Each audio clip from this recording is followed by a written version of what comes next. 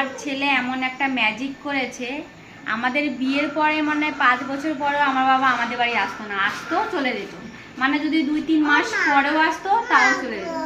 আর আমার ছেলে আসার পরে 2 দিন পর পর চলে আসে। দেখো আমার বাবা কেন আসে জানো? আমার মা হচ্ছে গিয়ে আমার ছেলের পেছনে দৌড়ায়, আর আমার বাবা ভাবছে আমার মা মনে আমার বাবাকে ছেড়ে দিবে, তার জন্য আমার বাবা আমার মায়ের পেছনে পেছনে দৌড়ায়। এই হচ্ছে কেস না মা? তাই। আর আমার বৌমা মানে হচ্ছে গিয়ে 2 দিন পর পর আসে, মানে স্বামীকে 2 দিন দেখে যায়, তারপরে যখন আবার মনে পড়ে তখন আবার আসে, মাঝখানে 2 দিন গ্যাপ থাকে না পাপা? আমার এই মেয়েও আনতে পারেনি আমার বাবাকে, কিন্তু আমার ছেলে মানে বউ হারাই যাবে তার জন্য পেছন পেছন দৌড়ায়।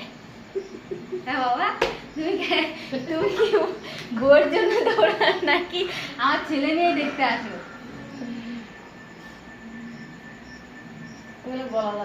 বলা যাবে না, সিক্রেট। আমি বলছি না, বাবার লজ্জা পেয়ে গেছে। কানেরটা